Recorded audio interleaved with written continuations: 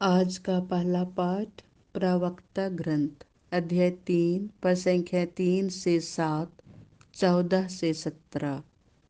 प्रभु का आदेश है कि संतान अपने पिता का आदर करे। उसने माता को अपने बच्चों पर अधिकार दिया है।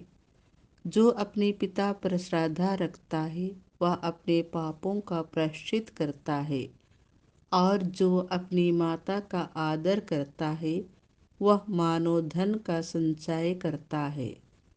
जो अपने पिता का सम्मान करता है उसे अपने ही संतान से सुख मिलेगा, और जब वह प्रार्थना करता है तो ईश्वर उसकी सुन लेगा।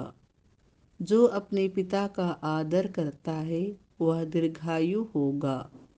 जो अपनी माता को सुख देता है वह प्रभु का आज्ञाकारी है। पुत्र, अपने बूढ़े पिता की सेवा करो। जब तक वह जीता रहता है उसे उदास मत करो। यदि उसका मन दुर्बल हो जाए तो उससे सहानुभूति रखो। अपने स्वास्थ्य की उमंग में उसका अनादर मत करो, क्योंकि पिता की सेवा शुश्रूषा नहीं भुलाई जाएगी। वह तुम्हारे पापों का प्रायश्चित और तुम्हारी धार्मिकता समझी जाएगी। यह प्रभु की वाणी है। आज का दूसरा पाठ कलुसियों के नाम संत पौलुस का पत्र अध्याय 3 पद संख्याएं 12 से 21। आप लोग ईश्वर की पवित्र एवं परम प्रिय चुनी हुई प्रजा हैं। इसीलिए आप लोगों को अनुकंपा, सहानुभूति, विनम्रता, कोमलता और सहनशीलता धारण करनी चाहिए। आप एक दूसरे को सहन करें, और यदि किसी को किसी से कोई शिकायत हो तो एक दूसरे को क्षमा करें। प्रभु ने आप लोगों को क्षमा कर दिया, आप लोग भी ऐसा ही करें। इसके अतिरिक्त आपस में प्रेम भाव बनाए रखें। वह सब कुछ एकता में बांधकर पूर्णता तक पहुंचा देता है। मसीह की शांति आपके हृदय में राज्य करे।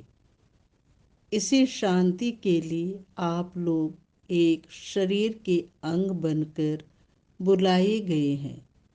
आप लोग कृतज्ञ बने रहें। मसीह की शिक्षा अपनी परिपूर्णता में आप लोगों में निवास करे। आप बड़ी समझदारी से एक दूसरे को शिक्षा और उपदेश दिया करें। आप कृतज्ञ हृदय से ईश्वर के आदर में भजन, स्तोत्र और आध्यात्मिक गीत गाया करें। आप जो भी कहें या करें वह सब प्रभु ईसा के नाम पर किया करें। आप लोग उन्हीं के द्वारा पिता परमेश्वर को धन्यवाद देते रहें, जैसा कि प्रभु भक्तों के लिए उचित है। पत्नियां अपने पतियों के अधीन रहें। पति अपनी पत्नियों को प्यार करें और उनके साथ कठोर व्यवहार नहीं करें। बच्चे सभी बातों में अपने माता पिता की आज्ञा माने, क्योंकि प्रभु इससे प्रसन्न होता है। पिता अपने बच्चों को खिजाया नहीं करे, कहीं ऐसा ना हो कि उनका दिल टूट जाए। यह प्रभु की वाणी है। संत मत्ती के अनुसार पवित्र सुसमाचार अध्याय 2 पद संख्याएं 13 से 15, 19 से 23। उनके जाने के बाद प्रभु का दूत यूसुफ को स्वप्न में दिखाई दिया, और वह बोला, उठिए, बालक और उसकी माता को लेकर मिस्र देश भाग जाइए।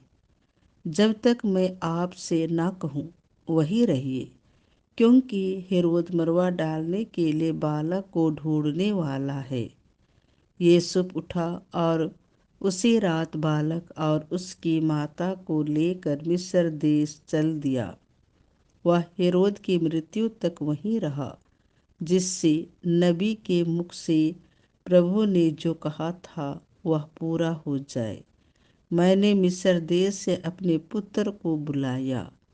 हेरोद की मृत्यु के बाद प्रभु का दूत मिस्र देश में यूसुफ को स्वप्न में दिखाई दिया और यह बोला, उठिए, बालक और उसकी माता को लेकर इस्राएल देश चले जाइए, क्योंकि वे जो बालक के प्राण लेना चाहते थे मर चुके हैं।